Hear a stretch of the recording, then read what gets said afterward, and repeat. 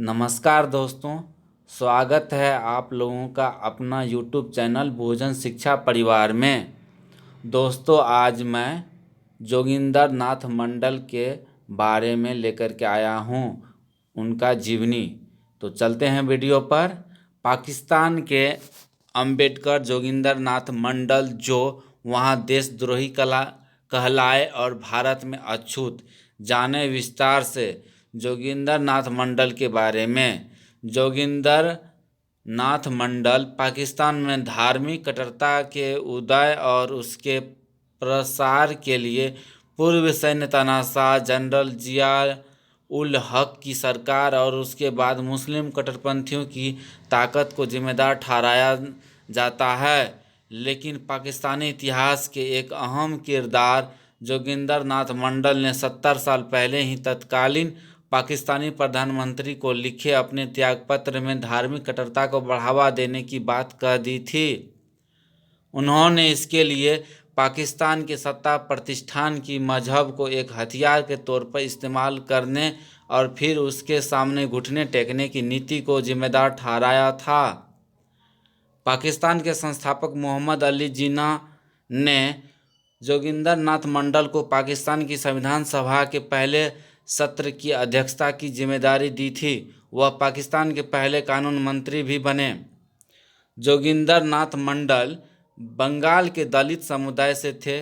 बंगाल के बंटवारे से पहले बंगाल की राजनीति में केवल ब्रिटिश उपनिवेशवाद से आज़ादी एक महत्वपूर्ण मुद्दा नहीं था, बल्कि कुछ लोगों की नज़र में उससे भी ज़्यादा अहम मुद्दा बंगाल में जमींदारी व्यवस्था की चक्की में पिसने वाले किसानों का था। इसमें ज़्यादातर मुसलमान थे, उसके बाद दलित थे जिन्हें शूद्र भी कहा जाता था, लेकिन अंग्रेज़ों के समय में उन्हें अनुसूचित जाति कहा जाने लगा था। जमींदारों में से अधिकांश हिंदू, ब्राह्मण और कायस्थ थे, जिन्हें स्थानीय भाषा में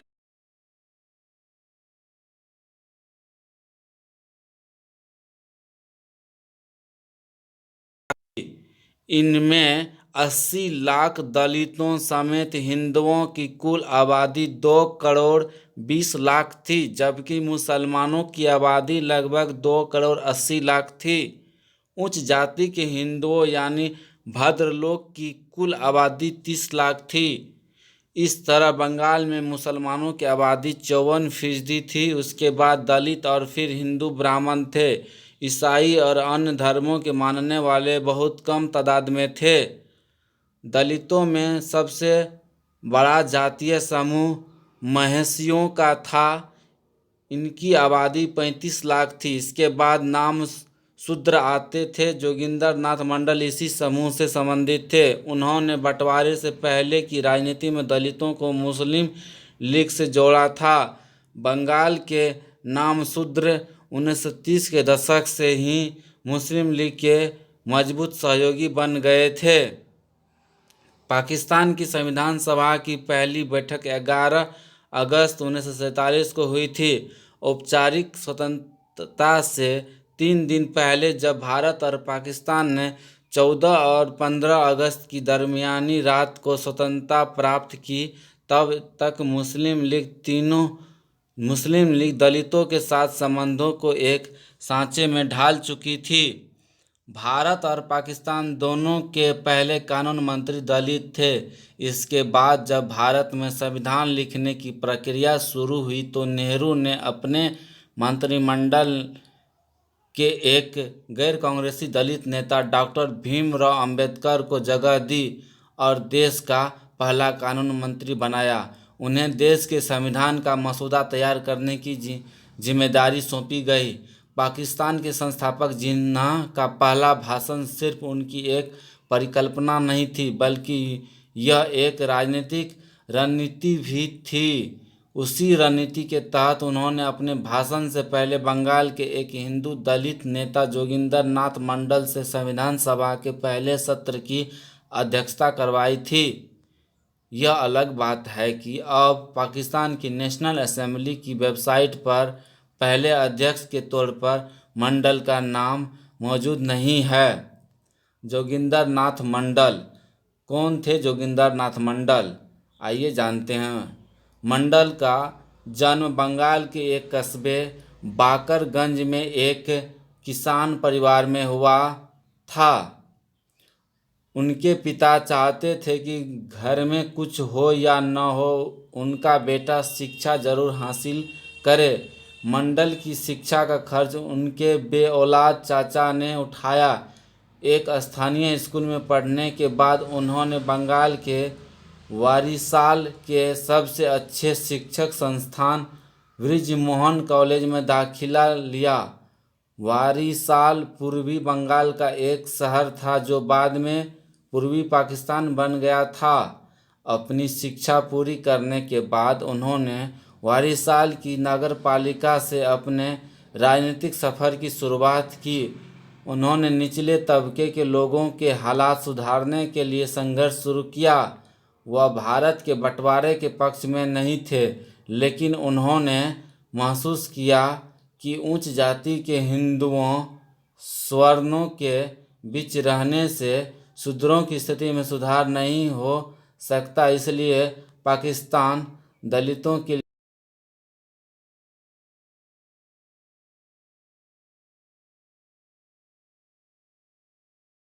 उन्हें उनके सहयोगी और भारत के उस समय के सबसे बड़े दलित नेता डॉक्टर भीमराव रामजी अम्बेडकर ने चेताया था। तकदीर का खेल ऐसा हुआ कि डॉक्टर अम्बेडकर भारत के पहले कानून मंत्री बने और जोगिंदर नाथ मंडल पाकिस्तान के पहले कानून मंत्री बने। कुछ साल बाद दोनों को ही अपने पद से त्यागपत्र देना पड़ा। मंडल ने 8 अक्टूबर 1950 को इस्तीफा दे दिया, जबकि अम्बेडकर ने 27 सितंबर 1951 को त्यागपत्र दे दिया। दोनों के बीच फर्क यह था कि मंडल ने हताशा में त्यागपत्र दे दिया था, वो पाकिस्तान का संविधान बनते हुए नहीं देख सके, जबकि अम्बेडकर ने जनवरी 1950 में भारत के संविधान को पूरा करके अपनी ऐतिहासिक भूमिका निभाई।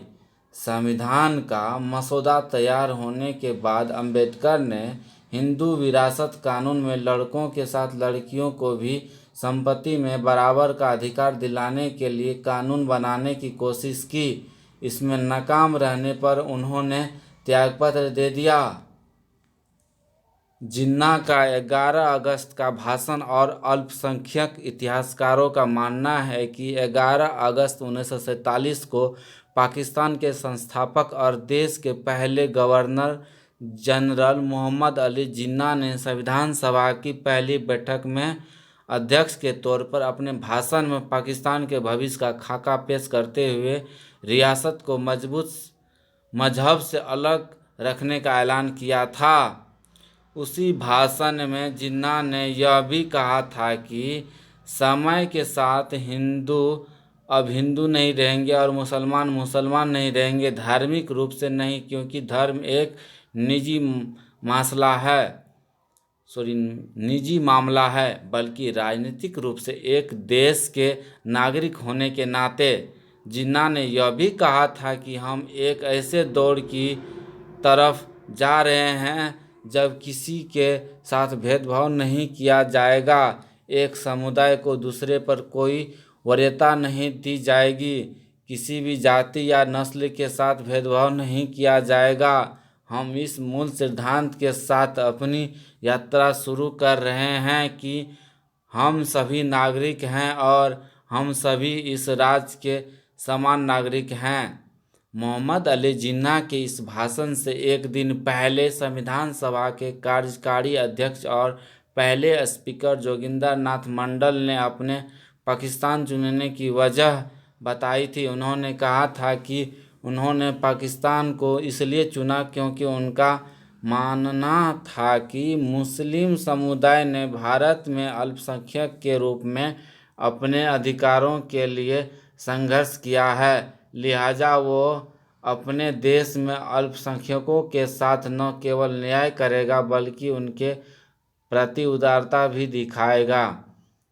अमेरिका के जॉन्स हॉपकिंस विश्वविद्यालय की गजल आसिफ ने अपने हालिया शोध पत्र Joginder Nath Mandal and politics of Dalit recognition in Pakistan, Joginder Nath Mandal और पाकिस्तान में दलितों की मान्यता की राजनीति में कहा है कि मंडल ने पाकिस्तान के निर्माण में दलित स्वतंत्रता के सपने को साकार होते हुए देखा।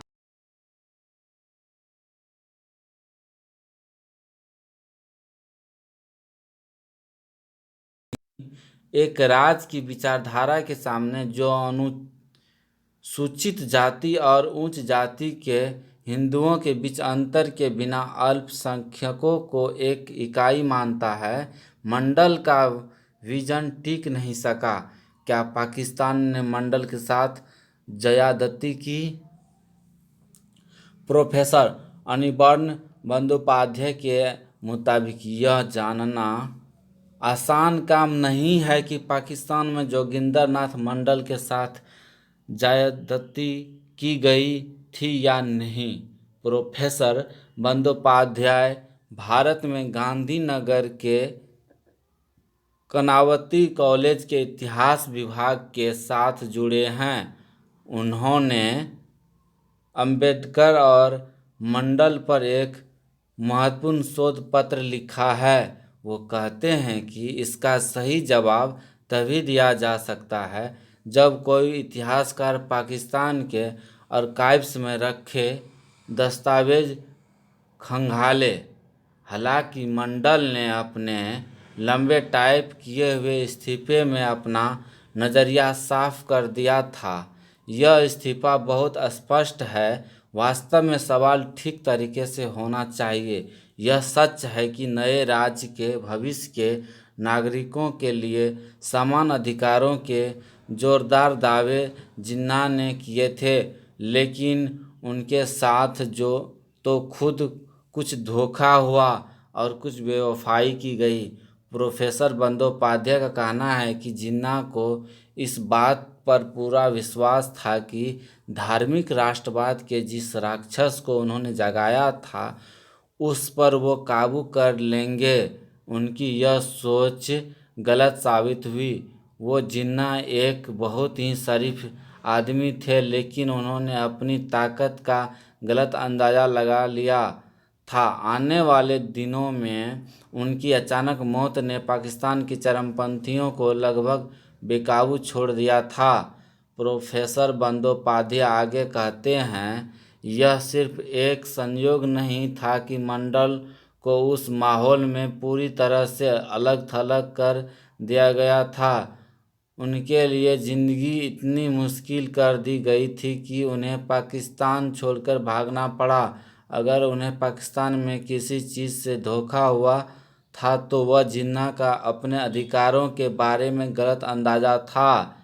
Lahore university of management science के एक शोधकर्ता और इतिहासकार डॉक्टर अली उस्मान कासमी का कहना है कि देश की पहली संविधान सभा के प्रमुख के रूप में एक दलित को नियुक्त करके कायदे-ए-आज़म ने पाकिस्तान के दृष्टिकोण के बारे में बहुत साफ संकेत दिया था कि यदि वे अल्पसंख्यक नेता को केवल प्रतीकात्मक प्रतिनिधित्व देना चाहते थे तो उन्हें एक मंत्रालय देकर खानापूर्ति कर सकते थे।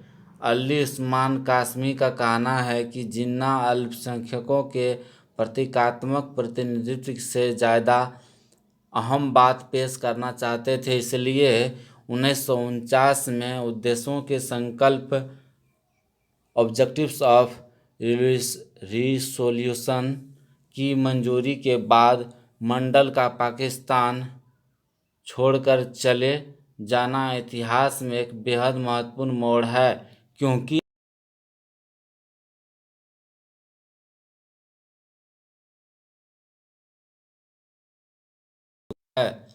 जोगिंदर नाथ मंडल को एक दिन के लिए संविधान सभा का अध्यक्ष चुना गया था। अगले दिन मोहम्मद अली जिन्ना को इसका अध्यक्ष चुना गया था, लेकिन पाकिस्तान की पहली कैबिनेट में मंडल को कानून मंत्री बनाया गया। जब तक जिन्ना जीवित थे उन्होंने उनसे स्पष्ट रूप से कोई शिकायत नहीं की। जिन्ना की मौत के बाद कई ऐसी घटनाएं हुई जिनसे जोगिंदर नाथ मंडल की निराश हुए कि इस देश में अब अल्पसंख्यकों से किए गए वादों को पूरा करने वाला कोई नहीं था, बल्कि ऐसे लोग सरकार में आ गए थे जो बहुत शिद्दत के साथ मजहब को सियासत पर थोप रहे थे।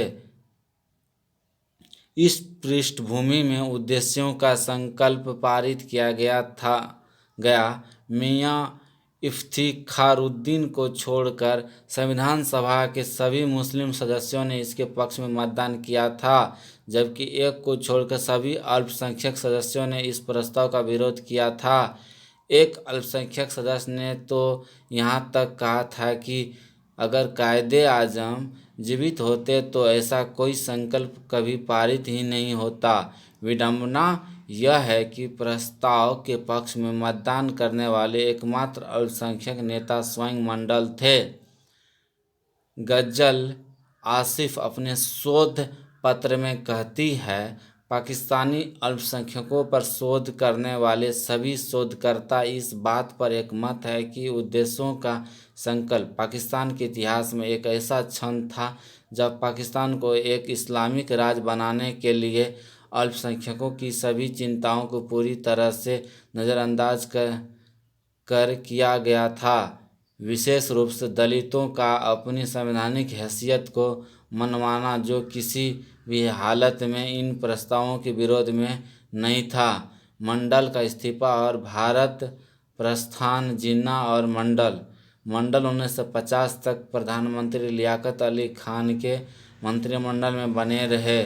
इस दौरान उन्होंने बार बार प्रधानमंत्री से पूर्वी पाकिस्तान में दलितों पर अत्याचार की शिकायत की। फिर उन्होंने अक्टूबर 1950 में त्यागपत्र दे दिया, जिसमें उन्होंने अल्पसंख्यकों के भविष्य के बारे में अपनी निराशा का इजहार करते हुए उन कारणों का जिक्र किया जिनसे उनकी यह राय कायम हुई थी। उन्होंने अपने इस्तीफे में लिखा था कि सेना, पुलिस और मुस्लिम लीग के कार्यकर्ताओं के हाथों बंगाल में सैकड़ों दलितों की हत्या की घटनाएं हुई है।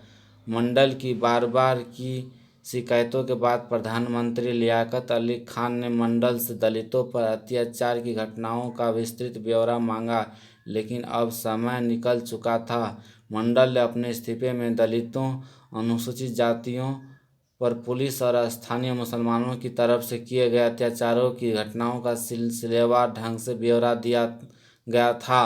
मंडल ने खुलना और बारिशाल अपने निर्वाचन क्षेत्र में हुई हिंसा का वही विवरण लिखा जो स्थानीय दलितों ने उन्हें लिख कर भेजा था। उन्होंने एक गांव में फसलों की कटाई की घटना का भी उल्लेख किया जिसमें एक मुस्लिम की मौत हो गई थी। इसका बदला लेने के लिए स्थानीय पुलिस और एक मुस्लिम संगठन अंसार की मदद से नामशूद्र दलितों के गांव लूट लिए गए। दलितों के खिलाफ होने वाले अपराधों की फहरिस्त ठीक वैसी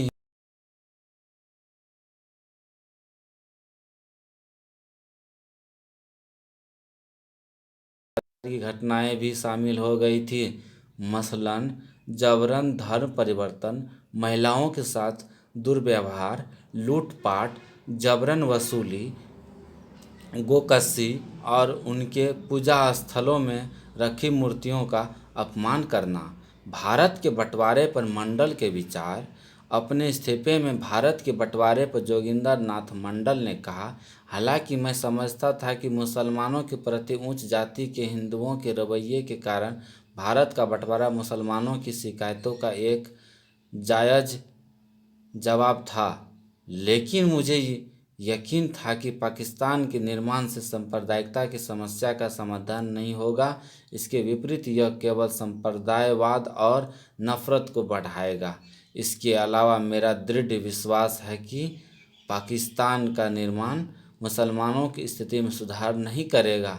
बंटवारे का परिणाम यह होगा कि अस्थायी रूप से न सही लेकिन लंबे समय तक दोनों देशों के मेहनतकशों के लिए गरीबी, जहालत और दुखों का लंबा दौर रहेगा।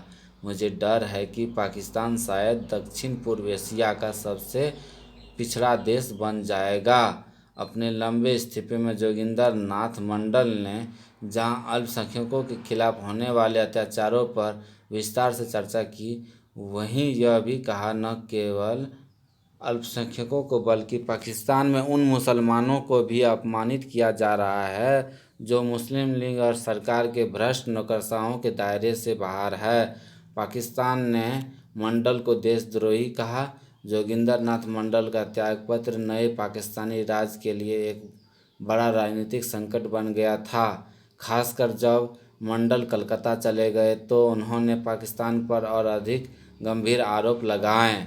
गजल आसिफ पाकिस्तान के राष्ट्रीय आर्काइव से प्राप्त दस्तावेजों के हवाले से लिखती है कि मंडल के बयानों को धोखा कहते हुए उन्हें झूठा, गद्दार और कायर कहा गया। उनके बेटे जगदीश चंद्र मंडल ने प्रोफेसर अनिर्बान बंदोपाध्याय से कहा था कि जब उनके पिता कराची में रहते थे तब भी उनके मंत्री रहते ही उन्हें पूरी तरह अलग थलग कर दिया गया था। वे आगे बताते हैं, उन्होंने पाकिस्तान में जिन्ना पर भरोसा किया और दलितों के बेहतर भविष्य की उम्मीद में भारत में अपना सब कुछ त्याग दिया, लेकिन जिन्ना के बाद उसी पाकिस्तान में उन्हें राजनीतिक रूप से अछूत बना दिया गया। भारत में राजनीतिक अछूत जोगिंदर नाथ मंडल। जब मंडल ने इस्तीफा दिया और 1950 में पाकिस्तान छोड़कर भारत के बंगाल राज्य में शिफ्ट हो गए तो उन्हें अपनी ही जाति के लोगों ने भी शक की निगाहों से देखा, क्योंकि वह पाकिस्तान से आए थे। हालांकि पाकिस्तान जाने से पहले वो भारत में दलितों के सबसे बड़े नेता डॉक्टर अंबेडकर के सहयोगी रहे थे, लेकिन अब मंडल का समर्थन करने वाला कोई नहीं था। मंडल ने बंटवारे से पहले 1946 में डॉक्टर अंबेडकर को अपने प्रभाव वाले एक निर्वाचन क्षेत्र से इंडियन लेजिस्लेटिव काउंसिल संविधान सभा का सदस्य बनवाने में अहम भूमिका निभाई थी, लेकिन जब 1950 में मंडल भारत लौटे तो वह अब न केवल एक अछूत दलित थे बल्कि वो एक राजनीतिक अछूत भी बन गए।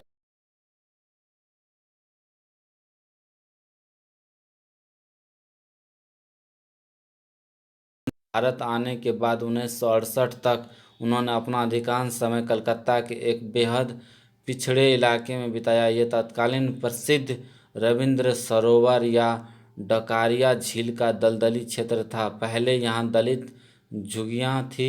मंडल उसी झुग्गियों में रहा करते थे। अब यहाँ की ज़मीन सूख जाने के बाद अमीर लोगों के लिए कॉलोनी बन गई है।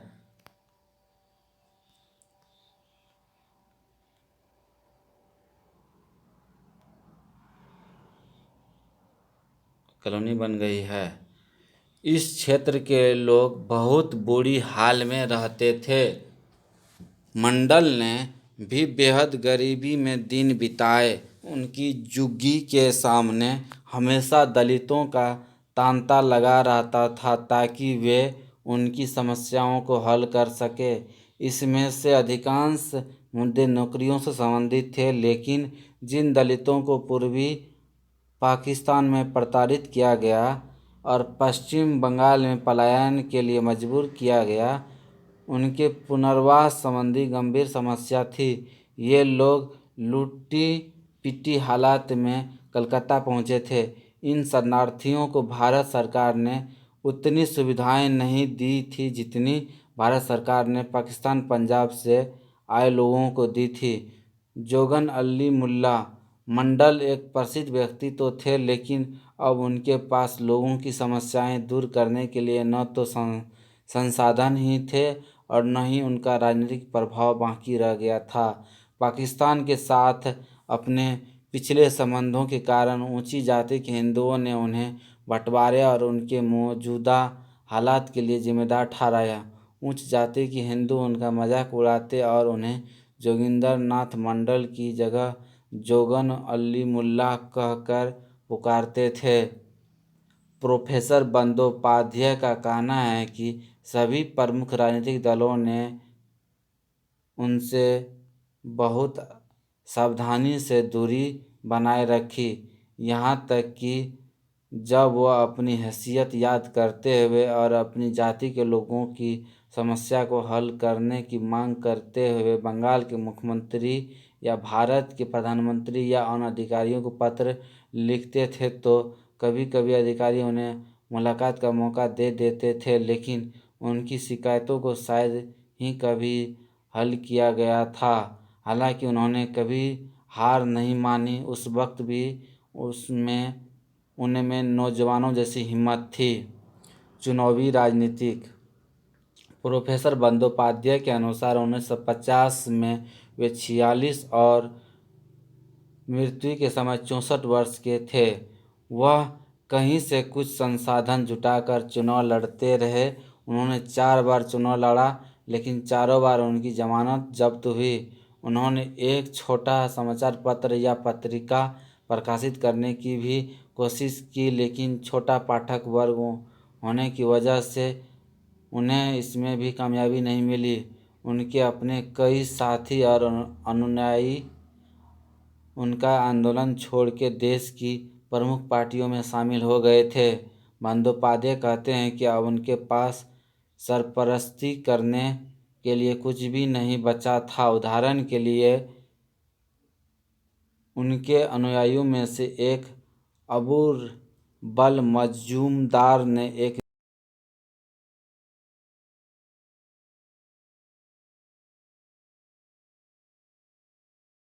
समाज के साथ गठबंधन बनाने की भी कोशिश की, लेकिन 1950 के बाद बंगाल में निचली जातियों के अधिकारों की राजनीति की अपील बेहद कमज़ोर पड़ चुकी थी, या यूँ कहे कि खत्म हो गई थी। मंडल हर बुराई के लिए जिम्मेदार। जब किसी के खिलाफ हवा चलती है तो लोग उसकी अच्छाइयाँ छीन लेते हैं और उनमें वो बुराइयाँ भी डाल देते हैं जो उनमें नहीं होती है। अब आम लोग भी 1943 के बंगाल अकाल के लिए मंडल को दोषी ठहरा रहे थे, क्योंकि वह ख्वाजा निजामुद्दीन की तत्कालीन सरकार में नागरिक आपूर्ति मंत्री थे। हालांकि कुछ शोधकर्ता अब अकाल के लिए चर्चिल को दोषी मानते हैं। बाद में उन्हें 1946 के हिंदू मुस्लिम दंगों के लिए दोषी ठहराया गया, जो कि जिन्ना के डायरेक्ट एक्शन के ऐलान के बाद शुरू हुआ था। इसमें 5 से 10 हज़ार तक लोग मारे गए थे। उनके अपने समर्थकों ने सरकारी मशीनरी से पुनर्वास, नौकरियों और अन्य लाभों के लिए प्रमुख राजनीतिक दलों में जाना शुरू कर दिया था।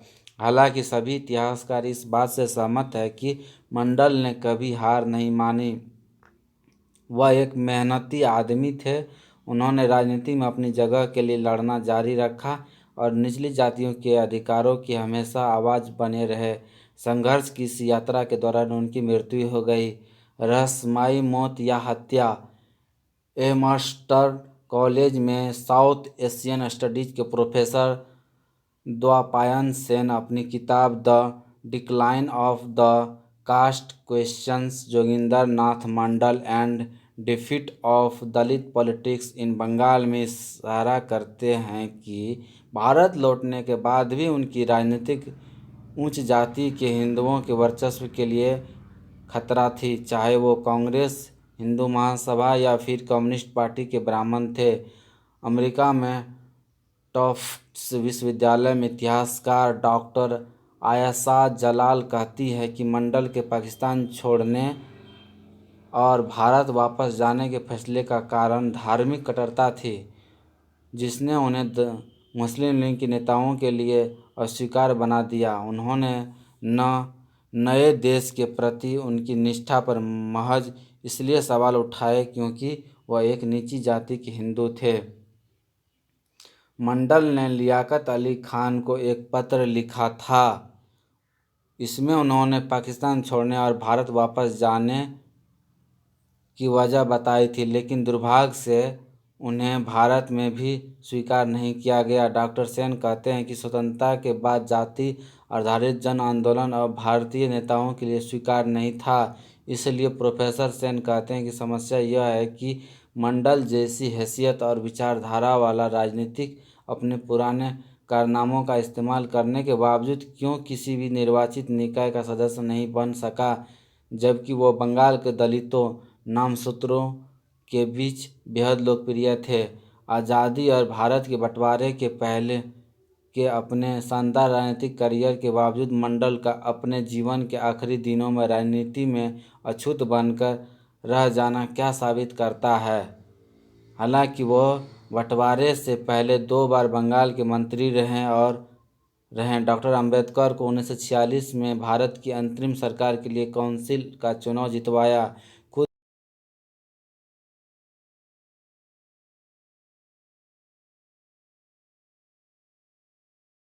भारत आकर राजनीतिक अछूत ही बने रहे। जोगिंदर नाथ मंडल ने कांग्रेस के साथ संबंधों में सुधार करके 1952 में और फिर 1957 में उत्तरी कलकत्ता से चुनाव जीतने की कोशिश की, लेकिन हर बार नाकाम रहे। उस वक्त वो बेहद बेहद पिछड़ा इलाका था और दलितों के लिए आरक्षित लोकसभा क्षेत्र था।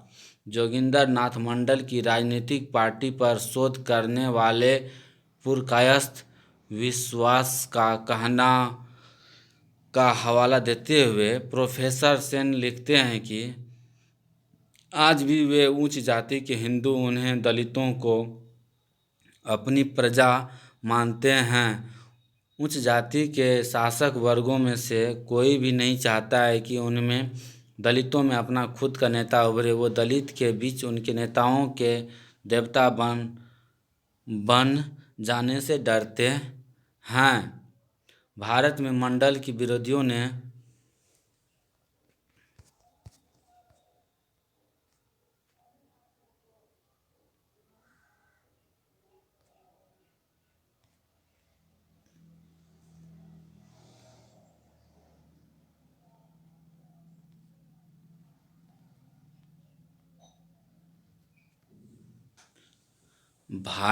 मंडल के विरोधियों ने भी उन पर प्रतिक्रियावादी होने का आरोप लगाया, क्योंकि उनके विरोधियों के अनुसार उन्होंने पूरे समाज में न्याय स्थापित करने के बजाय केवल दलितों के कल्याण की बात की।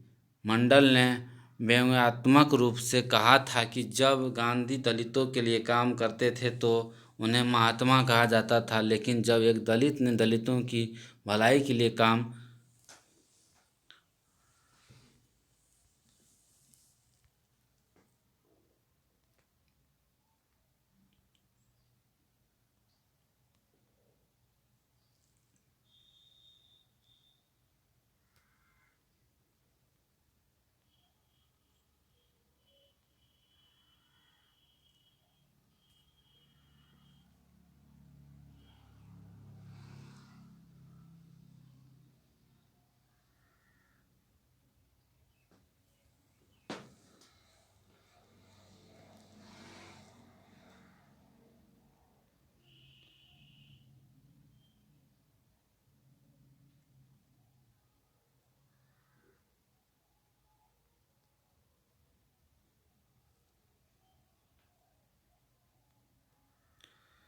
उसे प्रतिक्रियावादी कहा गया।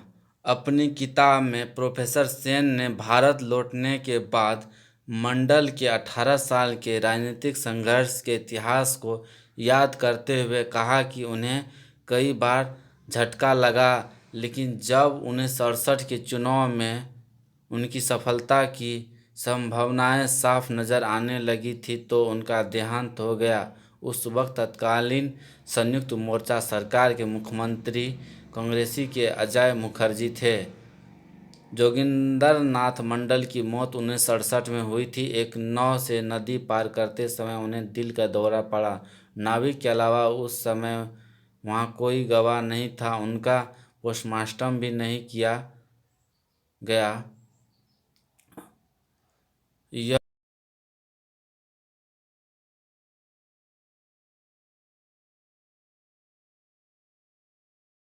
के 7 खंड प्रकाशित किए। प्रोफेसर अनिर्बाण बंदोपाध्याय कहते हैं कि दोपहर की यात्रा पर जाने से पहले उन्होंने खाना खाया और पूरी तरह स्वस्थ थे। वह शाम को एक राजनीतिक रैली में भाग लेने के लिए जाने वाले थे, लेकिन उनके बेटे ने जोर दिया कि वो वहां न जाएं। मंडल को बताया गया कि उनकी गैर मौजूदगी जटिलताओं को जन्म देगी। हालांकि मंडल की मौत के सही कारण का पता नहीं चल सका और अब कभी पता भी नहीं चल सकता है, लेकिन दूसरी ओर प्रोफेसर सेन ने अपनी किताब में लिखा है कि निश्चित तौर पर यह तय नहीं कर सकते हैं कि उनकी मृत्यु कैसे हुई, लेकिन जोगिंदर नाथ मंडल के पुत्र जगदीश का कहना है कि उनके पिता के शरीर की स्थिति ऐसी थी जिससे लगता था कि उनकी मौत प्राकृतिक नहीं थी। इसलिए उस समय के राजनीतिक हालात और उनके मृत शरीर की स्थिति के बारे में बयानों को देखते हुए प्रोफेसर सेन इसे रहस्यमयी मौत करार देते हैं और संदेह व्यक्त करते हैं कि उन्हें जहर दिया गया था। जो उन्होंने लिखा है वह एक रहस्यमयी परिस्थिति में मर गए, यह संदेह पैदा करता है कि उन्हें मारा गया था। मौत जैसी जिंदगी। प्रोफेसर सेन का कहना है कि सब बातों को अगर जमा करके देखें तो ऐसा लगता है कि मंडल ने कभी यह नहीं माना कि पश्चिम बंगाल में दलित राजनीतिक असंभव है। माना कि पश्चिम बंगाल में दलित राजनीतिक असंभव है, न कि उन्होंने उन अज्ञात बाधाओं को बहुत मजबूत माना जो हमेशा उनके पैरों में बेड़ियों की तरह पड़ी रहती। बहरहाल मंडल के करीबी एक वकील ने यह दावा जरूर किया है कि उन्होंने ढलती उम्र में एक बार मंडल को यह कहते हुए सुना था कि मुझे एहसास हुआ कि मौत से बदतर ज़िंदगी कैसी होती है।